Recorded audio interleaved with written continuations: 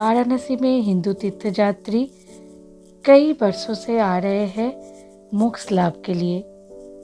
यही करीब 2500 साल पहले एक हिंदू राजकुमार भी आए थे, लेकिन उनका उद्देश्य अलग था। शाक्य वंश के इस राजकुमार का जन्म हुआ सिद्धार्थ गौतम के रूप में, लेकिन दुनिया उन्हें बुद्ध के नाम से ही जानते हैं।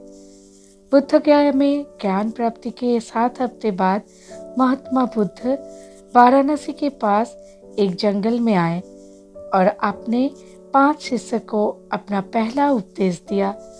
उसे धर्मचक्र प्रवर्तन सूत्र कहते हैं, जिसका अर्थ है धर्मचक्र के गति को पर नियंत्रण। और यहीं पर जन्म हुआ मानवीय पीड़ा से मुक्ति देने वाला बौद्ध धर्म का। नमस्ते, मैं हूँ आप लोगों की दोस्त श्वेता और मैं आपका स्वागत करती हूँ उसी पवित्र स्थान सारनाथ में।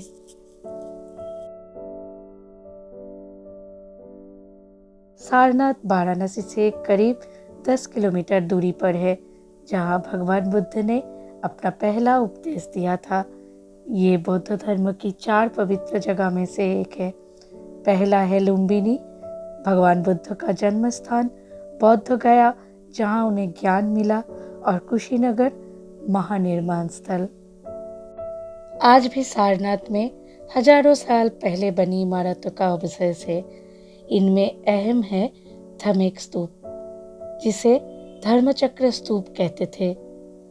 करीब 2300 साल पहले सम्राट अशोक ने इसका निर्माण किया था। फिर 800 साल बाद इसका पुनर्निर्माण हुआ। बेलन के आकार का ये स्तूप के व्यास है 30 मीटर और ऊंचाई है 43 मीटर। इन पत्थरों पर भी सुंदर नक्काशी की गई है थी। इसके अंदर क्या है, इसका पता आज तक नहीं लगा। कई लोग मानते हैं इसके अंदर महात्मा बुद्ध के अवशेष है, मगर कोई पुख्ता सबूत नहीं है। यही से बौद्ध धर्म पूरी दुनिया में फैला था।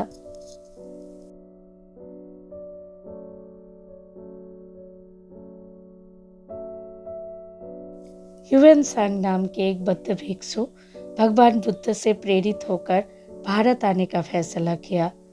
ये एक अनजान दुनिया की तरफ उनका कदम था, लेकिन आस्था से हिम्मत मिली और वो एक अनजान सफर पर निकल पड़े।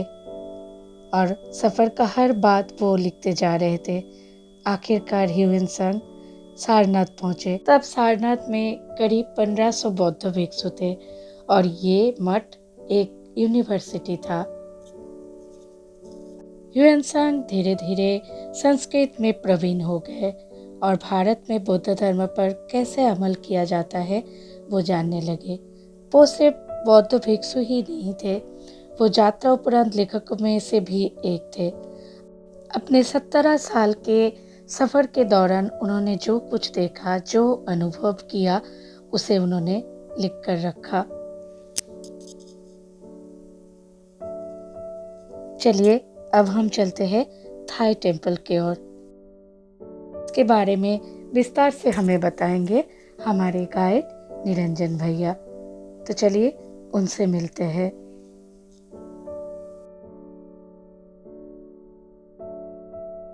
मेरे साथ है हमारे गाइड भैया निरंजन भैया, वो हम लोगों को बताएंगे इस मंदिर के बारे में। जी हाँ, और देखिए आप लोग जहाँ पर आए, इस जगह का नाम क्या है? सारनाथ। इसी जहाँ से उनका धर्म प्रचार पूरा एशिया भर में फैलाया गया। और बुद्ध का पहला प्लेस था लुम्बिनी, नेपाल, जहाँ इनका जन्म हुआ था।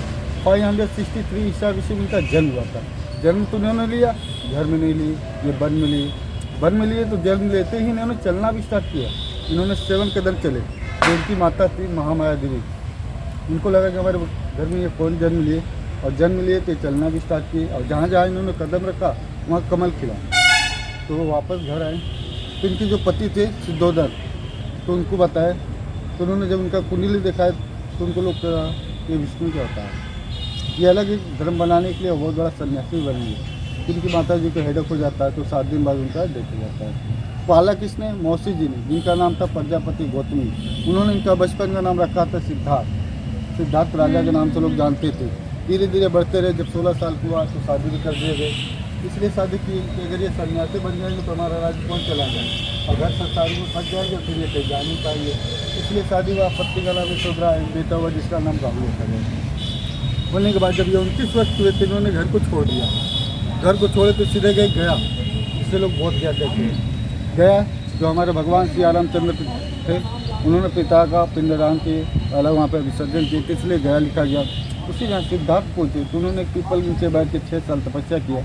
जब उनको ज्ञान मिला उस जगह का नाम चेंज कर दिया गया, गया तो बौद्ध, इसलिए बौद्ध गया। उसी जगह गौतम बुद्ध इनका भी नाम रखा गया। ज्ञान लेने के बाद वो राजगीर, वैशाली, नालंदा होते हुए वो काशी में आए। काशी में उन्होंने 5 ब्राह्मणों के लिए लाकर पहला शिक्षा दिया, पहला धर्म का प्रचार की। और चौथा प्लेस इनका था कुशीनगर, गोरखपुर, जहाँ इनका देहांत हुआ था 80 साल की उम्र में।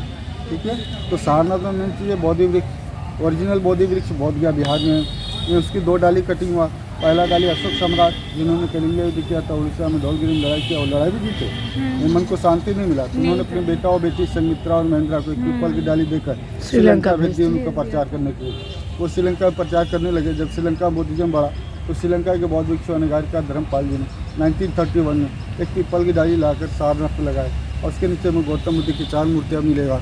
एक ऐसे तपस्या करते हुए बौद्ध गया का, दूसरा अभय मुद्रा, तीसरा सारनाथ का है। इसमें सारनाथ वाला 2 मूर्तियाँ हैं जो किससे हैं, तो हम लोग पहले चलेंगे बौद्ध हिस्ट्री के पास। ठीक है, अच्छा डोनेशन आता है तो यहाँ का चैरिटीज़ को मेंटेन करती है। और यहाँ जो मंदिर बना हुआ है थाईलैंड के राजा ही के ही द्वारा बनाया गया। सब बताएंगे। ये जो टेम्पल है यहाँ का, ये मेन टेम्पल है जिसे थाई टेम्पल बोलते हैं। और ये थाईलैंड के राजा बनवाए थे। 1932 में मंदिर बना और मंदिर का मॉडल थाईलैंड का ही मॉडल बना हुआ है जिसे पेगोडा डीएन बोलते हैं। और मंदिर के अंदर में जाएंगे देखेंगे 3 मूर्तियाँ मिलेगा। एक बहुत बड़ा मूर्ति है जो 21 स्टोन का बना हुआ है, जो गोल्ड पॉलिश किया गया है। उसके बगल में देखेंगे मार्बल का, उसको भी गोल्ड पॉलिश किया गया।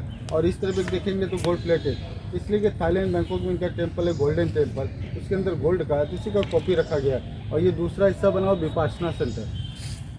विपासना सेंटर इसलिए बनाया गया कि जैसे कि हमारे यहाँ बुद्धिस्ट लोग भी रहते हैं, मॉन्क्स लोग रहते हैं। यहाँ पे 7000 मॉन्क्स लोग रहते हैं, ये हमारे साथ ही रहते हैं। वो लोग मॉर्निंग टाइम पूजा पाठ करते हैं फिर चले जाते हैं।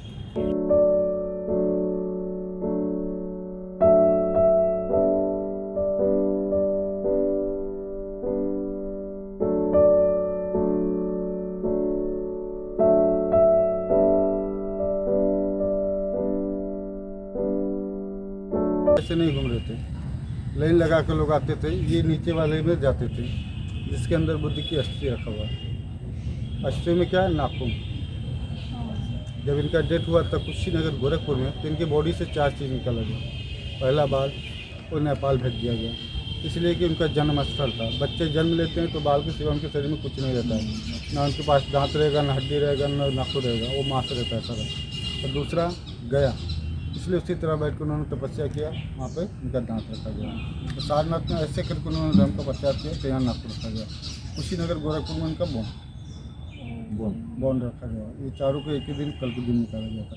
तो कल उस रास्ते से लोग घुसते थे, इस रास्ते से निकल जाते थे। ऐसे जाकर ऐसे राउंड कर दर्शन करते हुए चले जाते और ऐसे घूमते में पूरा सिक्योरिटी लगा था। मूर्ति देख रहे हैं ना, ये नया बना हुआ है, लेकिन इसका हाइट कितना है? 80 फीट 9 इंच। 80 फीट 9 इंच इसलिए रखा गया है कि 80 साल में गौतम बुद्ध ने शरीर को त्यागा। 9 इंच जब जन्म हुआ इनका 9 महीने बाद इनकी माता जी का डेथ हो गया। इन्होंने तो माँ को देखा नहीं, ना माँ को पहचान सकी कि हमारा माँ कौन है। तो मौसी जी ने पालन पोषण किया, उन्हीं ने जाना, इसलिए इसका हाइट 80 फीट 9 इंच। लेकिन ऐसा मूर्ति 4 बना। पहला मूर्ति था अफगानिस्तान में, एक विशाल पहाड़ को काट के बनाया गया था जो तालिबान ने तोड़ दिया। तालिबान ने उसको तोड़ भी दिया था, पूरा डिस्ट्रॉय कर दिया। तो दूसरा थाईलैंड बैंकॉक में बना व्हाइट मार्बल का। और तीसरा हमारे इंडिया में हैदराबाद हुसैन सागर। गए कि नहीं? नहीं गए हम लोग। मोबाइल में कुछ सर्च करेंगे बता देगा। 82 मीटर 82 मीटर का वो सागर के बीच में ही खड़ा है। और चौथा ये 815 पत्थर लगाया गया है। मतलब 2 जगह कार्य करते हैं। पहला अफगानिस्तान से बुलाए गए थे और दूसरा हमारे यहाँ के थे। हमारे यहाँ क्या किए थे, जो डिजाइन कपड़े का उनको काटना था। अच्छा, हमारे यहाँ के कहाँ पर? थोड़ी से छोटे छोटे डिजाइन किए। और इसे जो ज्वाइन करने के लिए वो गांधार से लोग थे, और लोग किस चीज़ से ज्वाइन की जानती हैं? नहीं। इसमें चूना, सुर्खी, उड़द की दाल और गुड़। और ये इतना अच्छा जुड़ गया। पहले के ज़माने राजा का लोग जो दाल गांधार बनाते थे, लहसुन पैदा हो जाता है उसके अंदर, तो तीनों चीज़ को मिक्स करके पत्थर पे पोतने के बाद उसी के ऊपर पत्थर को रख देते। अच्छा। पूरे 815 पत्थर लगा, और बाकी पत्थर 815 बचा उधर रखा पत्थर। गया है और एक किया गया है लोटस के ऊपर में, इसलिए कि जन्म से ही इनके पास लोटस का था। और नीचे में देख रहे हैं 4 मूर्तियाँ इनका रखा गया है चारों धाम का, और उसके बगल में जो हमारे बनारस का नक्काशी डिजाइन। अच्छा। इंसान की उस महान यात्रा के 1400 साल बाद भी अंतर्राष्ट्रीय यात्री सारनाथ आते हैं। वो यहाँ इस पवित्र भूमि पर कदम रखना चाहते हैं जहाँ धर्म की चक्र ने गति पाई थी। आज मैं भी इस पवित्र स्थल पर आकर धन्य हो गई। तो चलिए आज का वीडियो मैं यही ख़त्म करती हूँ। मेरा बनारस का सफ़र यहीं पर ख़त्म होता है। मैं आप लोगों से मिलूँगी मेरे नेक्स्ट वीडियो में।